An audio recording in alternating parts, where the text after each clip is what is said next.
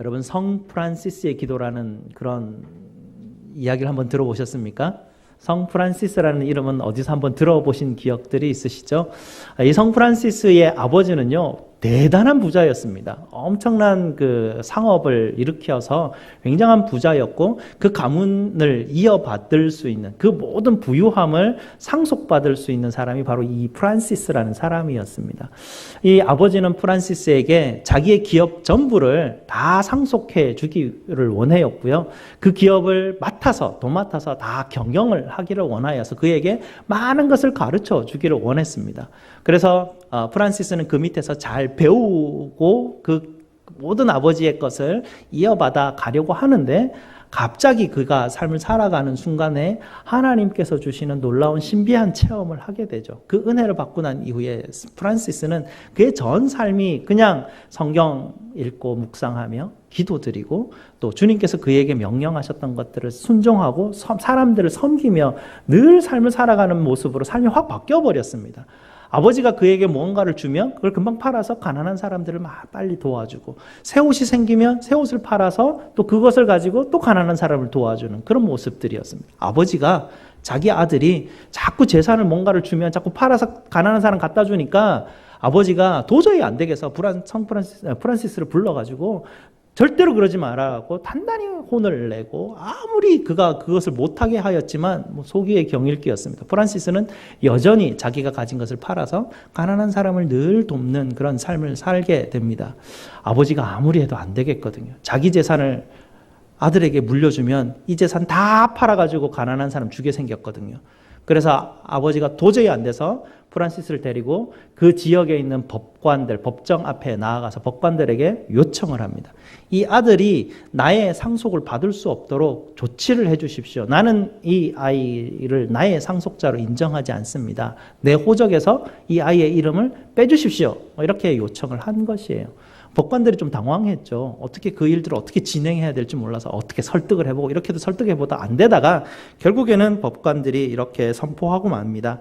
이 프란시스는 이 아무개 씨의 아들이 더 이상 아닙니다. 이렇게 판결을 하게 됩니다. 프란시스는 그 판결 앞에서 자기가 가지고 있었던 조금의 돈과 자기가 가지고 있던 모든 옷을 벗어서 아버지에게 드립니다. 아버지, 더 이상 이제는 저는 아버지에게 의지해서 삶을 살아가지 않습니다. 저는 하늘 아버지가 저의 진짜 아버지이기 때문에 그 하늘 아버지가 저를 먹이시고 입히실 것입니다. 라고 고백하면서 다 자기 친아버지에게 드리고 그는 그 길로 수도원으로 들어가게 되죠. 그래서 수도의 삶을 살아가게 되고요.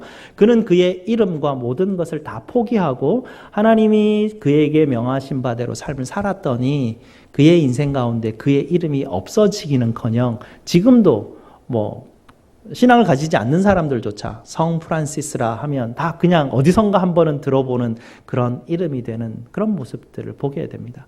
오늘도 우리 본문에 보면 아무개 씨가 나오죠. 이 보아스가 이 누군가를 보고서 아무개여 이리 와서 앉으라 이렇게 말하는 부분들이 있습니다. 이 아무개 씨가 누구냐면요, 오늘 본문에 말하면 기업 물을자인데 최우선권을 지닌 사람입니다. 그리고 보아스와는 아주 가까운 친족 관계입니다. 사촌일 수 있어요. 사촌의 이름을 모를까요? 보아스가? 분명히 알았을 거예요.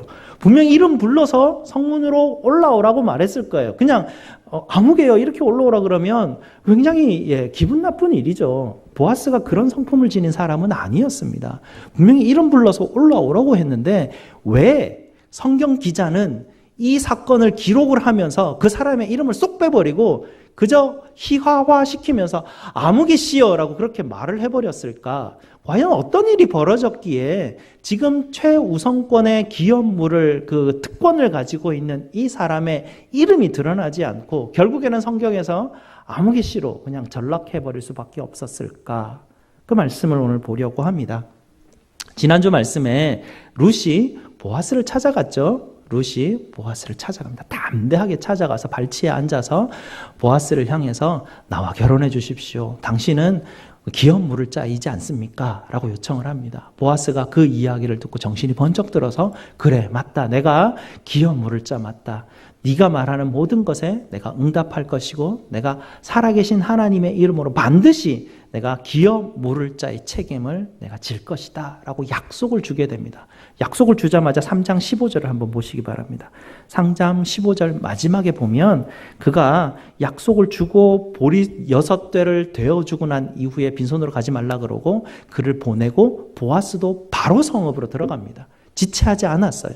약속을 딱 하고 난 다음에 이 약속을 어떻게 해야 되지? 이게 쉽지 않은데 어떻게 하면 좋을까? 이런 생각을 하지 않았어요. 그냥 그대로 즉시로 그 일을 행하였고요. 바로 성문으로 올라가게 됩니다. 왜 성문에 올라갔을까요? 당시에 성문은 법정과 같은 역할을 하는 곳이었습니다. 당시에는 뭔가 그 문서로 법적인 것을 이렇게 기록해가지고 이렇게 증명하고 이렇게 보증하고 이런 체제가 돼 있지 않았어요. 기록되는 그런 문화가 아니었기 때문에 다 구전 문화였어요. 그러니 법정 역할을 하는 곳은 사람들이 가장 많은 곳에서 그곳 동네에 있는 그 동네 사는 모든 사람들이 다 보고 내가 증인이다 이렇게 얘기하면 법적 효력이 생기는 곳이었어요. 그곳이 바로 성문 위였습니다. 성문 위에 앉아서 자기 사촌이 지나가는 것을 보면서 사촌이 올라오라, 아무개야 올라오라 이렇게 이야기합니다. 그리고 그들이 이야기하는 법적으로 분명하게 하는 일에 증인의 효력이 있으려면 성읍에 있는 장로 최소 10명이 필요했어요. 그래서 지나가는 장로 10명을 다 초청해서 성문 위로 올라오라고 합니다. 성문 위에 몇 명이 있습니까? 12명이 앉아 있어요. 성문 위에 12명이 앉아 있으면 지나가는 사람들이 다 쳐다볼 수밖에 없어요. 왜냐하면 신기한 일이, 재밌는 일 아니면 무언가 관심 있는 일이 벌어지거든요. 누군가의 집에 무슨 일이 나긴 났구나. 한번 보자, 들어보자. 이렇게 사람들이 다 귀를 기울여서 지나가다가 그 모습에서 자기 일을 내려놓고 앞에서 일어나는 일을 다 지금 쳐다보고 있는 그런 상황이에요. 지금 성문 앞에서 일어나는 상황이 그런 상황입니다. 보아스가 이제 이슈를 드러냅니다. 어떤 일이 있는지, 왜 이런 일이 벌어졌는지 이제 이 이야기를 하게 되는데요. 아무개시여라고 부르게 되죠. 아무개시여, 당신이 기업물을 가장 최우선권을 가진 자입니다. 나오미가 모압 지방에 떠나갔다가 돌아온 것 아시지요? 그 나오미가 돌아와서 지금 이제 엘리멜렉의 모든 소유지를 다시 팔려고 합니다. 기업을 물으려고 합니다. 그 기업을 물으려고 하는 그것을 당신이 물으겠습니까? 라고 질문을 합니다. 이 아무개 씨가 머릿속에 계산을 막 두드려 봅니다. 당시 이 땅값 계산하는 게 우리와는 좀 달랐어요. 땅값 계산하는 게 유대인들은 좀 복잡해요. 그 이유들이 있는데 땅값 계산하는 방법이 성경에 나오거든요. 한번 찾아보겠습니다. 성경 레위기 25장에 보면요. 레위기 25장을 한번 찾아보시기 바랍니다. 레위기 25장 23절입니다. 제가 가진 구약 성경 186페이지입니다.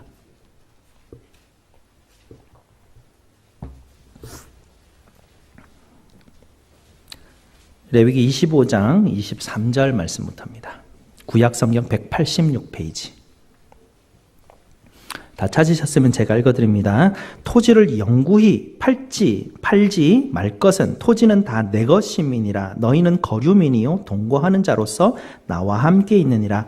너희 기업의 온 땅에서 그 토지 무르기를 허락할지니 만일 네 형제가 가난하여 그의 기업 중에서 얼마를 팔았으면 그에게 가까운 기업 물을 자가 와서 그의 형제가 판 것을 물을 것이요 만일 그것을 물을 사람이 없고 자기가 부유하게 되어 물을 힘이 있으면 그 판 해를 계수하여 그 남은 값을 산자에게 주고 자기 소유지로 돌릴 것이니라. 그러나 자기가 물을 힘이 없으면 그 판 것이 희년에 이르기까지 산자의 손에 있다가 희년에 이르러 돌아올지니 그것이 곧 그의 기업으로 돌아갈 것이니라.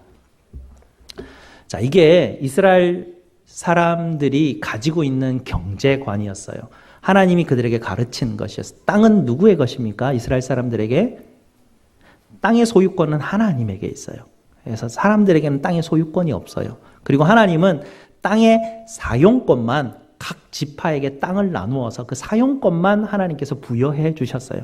살아가다 보니까 갑자기 무언가 일이 많이 필요하게 되고 돈이 필요하게 됐어요. 내 사용권을 다른 사람에게 양도할 수 있었어요. 팔게 됩니다. 그러면 그 양도하고 난 이후에 돈이 생기고 나면 언제든지 가서 네 땅을 내게 물으라 하면 그냥 그 자리에서 돌려줘야 됩니다.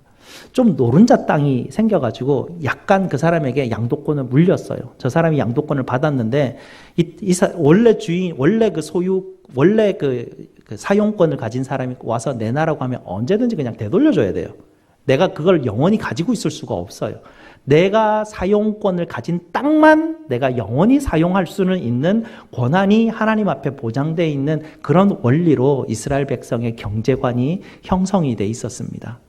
그러니 자기가 가진 것 이외에 가졌을 때는 항상 그 가진 사용권에 대한 이 언제든지 저 사람 달라 그러면 줘야 돼요. 저 사람 가족 중에 누군가가 돈이 있어서 물러달라 그러면 또 물러줘야 돼요. 그런데 이스라엘에게는 좀 더 복잡한 계산이 뭐냐면 7년에 7번을 더한 49년 다음 해가 되는 50년이라는 제도가 있어요. 50년이 되면 희년이라 해서 모든 것이 다 원상태로 돌아가는 거예요. 내가 돈이 없어서 내 땅 사용권을 다른 사람에게 팔았다면 50년이 지나면 그 땅이 그냥 아무런 행위를 아무것도 안 하고 돈도 지불 안 해도 원래 상태로 다 다시 돌아오는 거예요. 내가 돈이 없어서 나를 다른 사람의 일꾼으로 품꾼으로 나를 팔았어요. 그럼 50년이 지나면 그 밑으로 자녀들이 생겼을 거 아니에요? 50년이 지났는데도 그동안에 돈이 하나도 없어서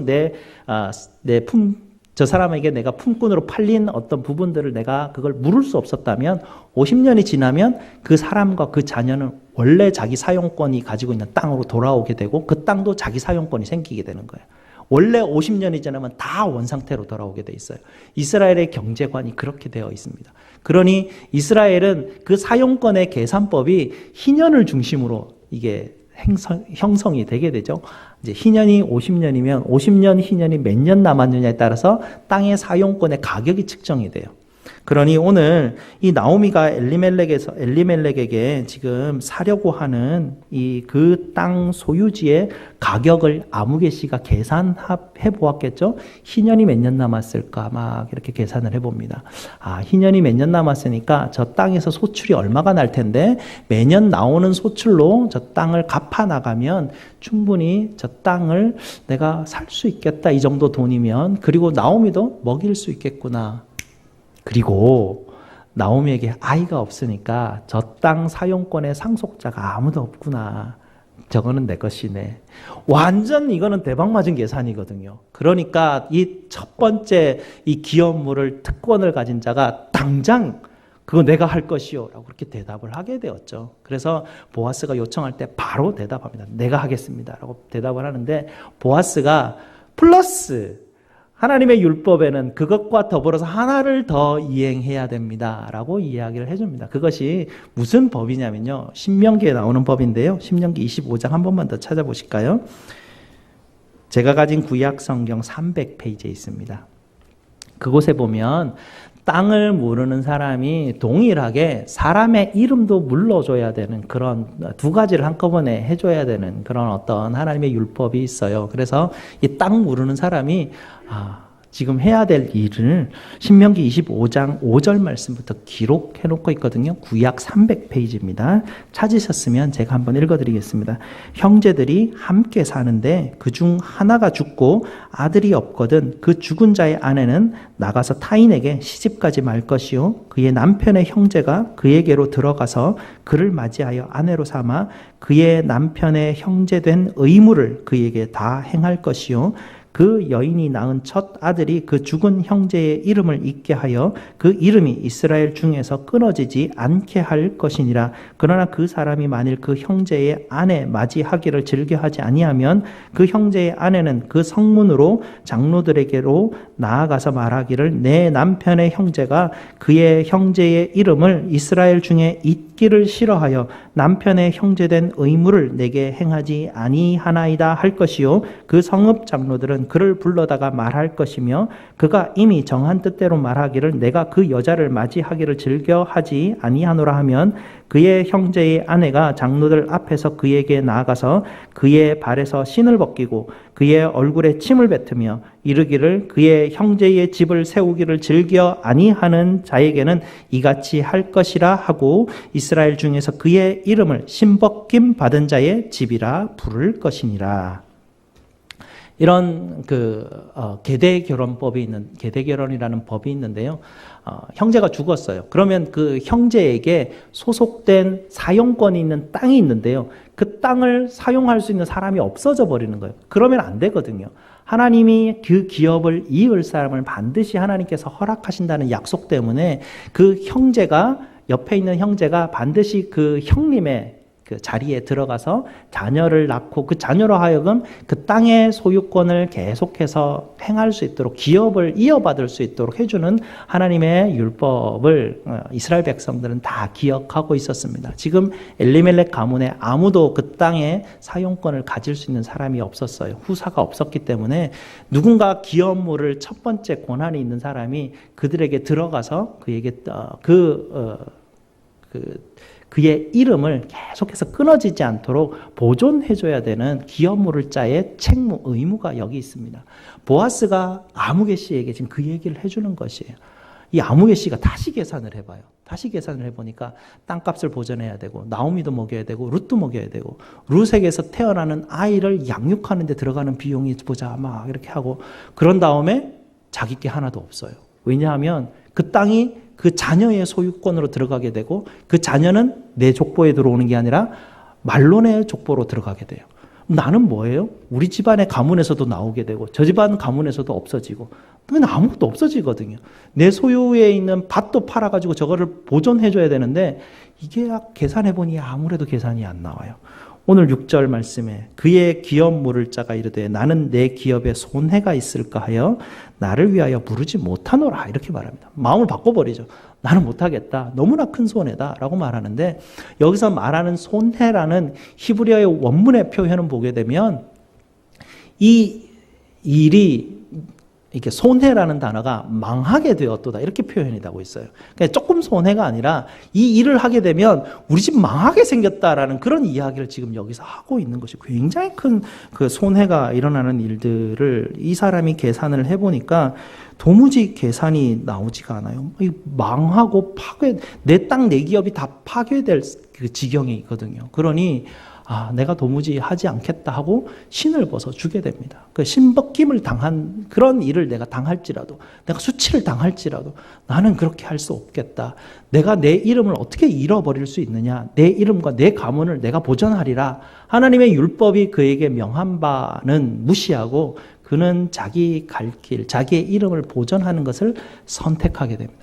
이 선택으로 말미암아서 성경 기자는 그의 이름을 성경에서 삭제하고 아무개씨로 만들어 버리고 맙니다. 그것이 오늘 이 보아스와 첫 번째 기업 물을 자의 특권을 가진 그 사람과의 대화 가운데 일어나는 그냥 순간의 판단이었거든요. 순간에 몇 번의 계산을 가지고 자기 인생을 이렇게 계산하면서 선택하는 이 한순간의 선택 때문에 보아스의 가문과 이 아무개 씨의 가문이 완전히 정말 다른 길을 가게 되는 모습을 오늘 이 이야기는 우리에게 들려주고 있습니다. 그리고 보아스가 선택한 길이 얼마나 무모한 선택인가도 나타나게 되죠. 보아스도 자기 이름을 그냥 내려놔요. 더 이상 자기의 이름을 보존하려고 하는 마음도 내려놓고요. 자기 재산도 어느 정도 다 처분을 해서 나오미의 기업을 물러주려고 하는, 말씀 그대로 율법이 기록한 하나님이 자기 형제를 물으라고 하는 그대로 내가 능력이 있기 때문에 그 능력대로 하나님 앞에 사용하고 내 형제를 내가 물고 내 책무를, 기업 물을 자의 책무를 내가 다 하겠습니다. 순종하며 나아가게 되죠. 9절과 10절 말씀에 장로들과 사람들 앞에서 두 가지를 고백합니다. 두 가지를 맹세하죠. 나는 나오미의 땅을 물을 것입니다. 또 하나는 나는 룻을 내 아내로 맞이하여서 그에게로부터 아이를 낳고 말론의 이름이 끊어지지 않도록 그의 대가 계속해서 보정되도록 나는 그렇게 할 것입니다 라고 맹세합니다. 그것에 대해서 여러분들, 이곳에 있는 모든 백성들, 동네 사람들과 10명의 장로들이 나에게서 증인되어 주십시오 라고 요청하죠. 그것이 11절에 백성들과 온 장로들이 그 앞에서 보아스가 행하는 이 맹세에 우리가 모두 증인이 되겠습니다 라고 이야기를 해줍니다. 그러면서 그곳에 있는 백성들과 10장로들이 보아스의 이 귀한 선택에 대해서, 하나님의 말씀을 먼저 우선시하고 선택하는 이것에 대해서 그에게 축복을 합니다. 그에게 복을 빌어 기도를 하게 되는데 두 가지 기도를 하게 돼요. 근데 이 두 가지 기도가요, 그대로 이루어집니다. 역사 속에서. 1, 2년 내에 금방 이루어지는 기도는 아니었는데요. 그의 평생과 그의 자손 대대로 이 기도의 제목이 그대로 성경에 기록되면서 그대로 이 축복이 이루어지게 되는데요. 무슨 축복을 해주었냐면 11절 한번 보시겠습니다. 11절 보시면 증인이 되나니 여호와께서 네 집에 들어가는 여인 룻이죠. 룻으로 말미암아서 이스라엘의 집을 세운 라헬과 레아 두 사람과 같게 하시고. 무슨 축복입니까? 라헬과 레아로부터 12지파가 생겼어요. 하나님의 백성이 이 두 여인으로부터 시작했다라는 얘기인데 룻에게 그런 축복을 주십시오라고 그렇게 당신 가문에 그런 축복이 있게 하십시오라고 그렇게 축복을 하게 되죠. 이 축복 그대로 이제 점점점 이루어지는 모습들을 우리가 역사 속에서 보게 되고요. 그 다음에 당신의 이름이 내가 에브라스에서 유력해지고 베들레헴에서 유명하게 하시기를 원한다. 지금 유명하게 될 사람이 아니거든요. 자기 가문에서도 자기 이름이 없어지고 자기 이름이 아니라 말론의 그 가문의 기업을 일으키는 것으로 자기는 그냥 그 밑으로 들어가는 그런 상황인데도 이 백성들이 하나님의 말씀에 순종하니 그대로 그곳에 들어가서 삶을 살지라도 당신이 에브라스에서 유력해지고 이 베들레헴에서 유명해지기를 축복합니다 라고 축복하는데요. 이 보아스가 그대로 되어져요. 두 번째 축복이 무엇이냐면요. 룻을 맞이하여 이 젊은 여자로 말미암아 네게 상속자를 주시되 내 집이 다말이 유다에게서 낳아준 베레스의 집과 같게 하시기를 원하노라 라고 이야기합니다. 창세기 38장에 가면 이 다말이 유다에게서 나온 베레스의 사건이 나오는데 한번 읽어보시고요. 이 베레스의 집안이 당시에 그 지역에서는 가장 유력한 집안이었습니다. 당신이 지금 당신의 이름도 포기하고 당신의 모든 것을 다 내려놓고 지금 하나님의 말씀대로 나아가는데 그런 당신에게 이 지역에서 가장 유력하고 가장 뛰어난 가문인 베레스의 가문과 같이 되게 하십시오라고 축복을 해줍니다. 이 축복을 통해서 어떤 일이 벌어지냐면요. 이 룻과 결혼을 해서 오벳이라는 아이를 낳습니다. 이 오벳이 누구의 자녀입니까? 법적으로는 말론의 자녀입니다. 성경은 이 오벳을 어디에다 기록해 놓냐면요. 한 장 한번 넘겨보시고 18절 보면요. 베레스의 계보는 이라고 나옵니다. 베레스의 가문과 같이 되게 해달라 하면서 보아스가 베레스의 가문에 속해 있는 것을 우리가 이미 볼 수 있고요. 그 밑에 21절에 보면 살몬은 보아스를 낳고 보아스는 오벳을 낳고 이렇게 이야기하고 있어요. 오벳이라는 아이의 이름이 살몬의 가문의 족보에 들어가지 않고 성경은 보아스의 족보에다가 기록을 해놓고 있어요. 법적으로는 그렇게 되어지면 안 되는데도 불구하고 성경은 이 보아스의 순종을 따라서 그 보아스의 아이의 그 족보를 자기의 족보로 넣게 되고 이 보아스를 통해서 누가 태어납니까? 다윗 왕이 태어나요.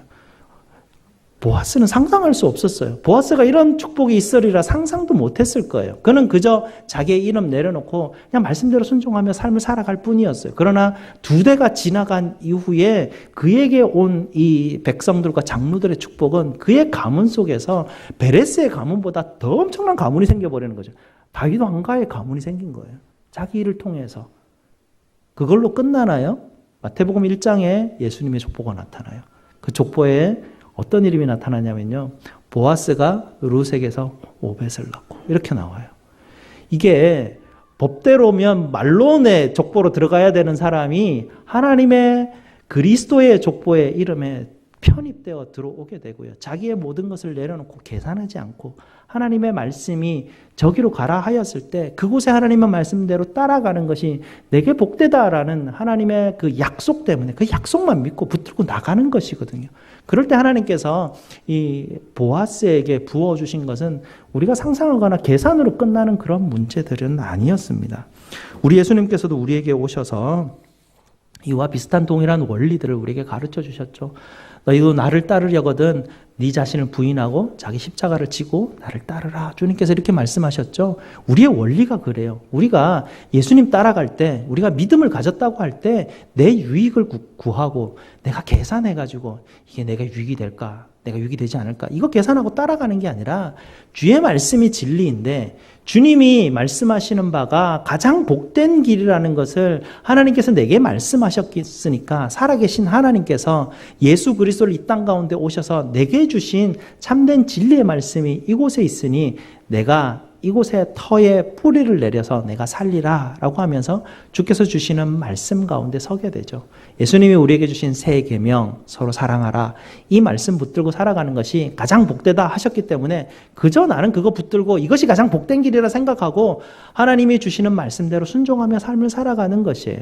그런데 우리가 삶을 살아가다가 우리의 본성이 그렇지 않잖아요. 우리의 본성이 항상 머릿속에 계산하게 돼요. 저도 마찬가지고 뭐 여러분도 그럴 수 있을 것 같아요. 저도 항상 뭔가 들으면 계산이 빨리 돌아가요. 이게 다 하고 나면 어떤 결과가 날까라는 계산이 빨라져요. 그래서 그 결과에 따라서 이쪽이 더 이득인 게 눈에 뻔히 보이면 그걸 선택할 수밖에 없어요. 우리의 죄성이라니까. 우리의 죄성의 어떤 그 모습들이기 때문에. 근데 내가 선택하는 그 선택과 하나님의 말씀의 방향이 다를 수가 있어요. 이 아무개 씨처럼. 아무개 씨에게도 하나님의 말씀의 방향은 기업 무르는 게 하나님의 말씀의 방향인데 자기가 따져보니까 손해가 너무 막심하니 거꾸로 반대길을 선택을 하게 되거든요. 이렇게 우리가 항상 내 삶의 중심이, 내 삶의 우선권이 하나님의 말씀의 터 위에 서 있는 것이 아니라 내가 무엇이 유익이 될까? 내 이름에 해가 되지는 않을까? 이런 생각을 하며 살아가다 보면 마지막 끝에 갔을 때 내 이름이 하나님 앞에서 아무개 씨가 되는 거예요. 이건 참으로 우리가 원하는 바가 아니에요. 내가 이 세상을 정말 우리가 얼마나 열심히 살아요. 얼마나 열심히 계산하고 내 이름에 해가 되지 않고 내가 손해되지 않으려고 정말 많이 전전긍긍하며 이 세상을 열심히 살았는데 하나님 앞에 딱 가니까 내 이름이 사라지고 아무개 씨로 그냥 바뀌어버린 거예요. 이것만큼 억울한 일이 없는 것이에요. 보아스는 자기의 이름을 주장하지 않고 자기의 것을 주장하지 않고 하나님의 말씀 따라갔을 때 하나님이 그의 이름을 보존해 주었습니다. 여러분도 당장에 보았을 때는 이것이 내게 손해가 될지 모르겠는데 하나님의 말씀을 성실하게 오랜 기간 동안 인내하면서 그 말씀대로 살아가면 백성들과 장로들로부터 축복의 기도가 그들로부터 이어지게 되고요. 장로들과 백성들로부터 이어지는 축복의 기도를 하나님이 가만히 두실까요? 하나님이 가만히 두시지 않으세요. 나의 대에서 끝나는 축복이 아니라 내 다음 때와 그 다음 때에 이르기까지 하나님께서 그 축복의 길들을 계속 열어가신다고 성경은 우리에게 끊임없이 이 스토리를 통해서 역사적 살아있는 스토리를 통해서 우리에게 가르쳐주고 있지 않습니까?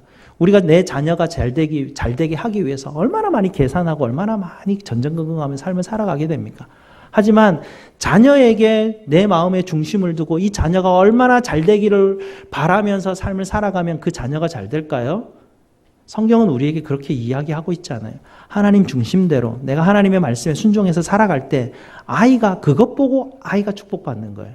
내가 아이를 위해서 삶을 살아가면 그 아이가 복이 되지 않아요. 하나님의 말씀 따라 가는 그 길에 우리 어머니 아버지는 그 삶의 중심이 우선권이 하나님의 말씀 순종하는 데 있구나. 그걸 보고 자라가게 되는 것이 삐뚤어지지 않게 되고 그 어머니의 삶의 중심을 그저 이렇게 받아들이면서 삶을 살아가다 보니까 하나님을 바라보면서 삶을 사니 그 가문이 얼마나 하나님 앞에 복되겠습니까? 그러니 하나님께서 약속하신 것들이 그들에게 그대로 이루어지는 것이죠. 결국은 다윗이 일어나고 그리고 우리의 이름이 예수님께서 우리에게 약속하신 대로 예수님의 말씀 따라서 서로 사랑하라는 것이 내게 복된 길이기 때문에 이것 붙들고 내가 삶을 살아가겠습니다. 고백하는데 물론 이게 잘 안 돼요. 이게 우리의 죄성을 하나님이 잘 아세요. 우리가 너무나 연약한 것을 그리고 우리가 너무나 나만 생각하고 삶은 사람이라는 죄인이라는 것을 하나님이 예수님이 너무 잘 아세요. 그래서 성령 하나님을 우리에게 보내주셔서 깨닫게 하시고 날마다 회개하게 하시고 하나님의 말씀 기억하게 하셔서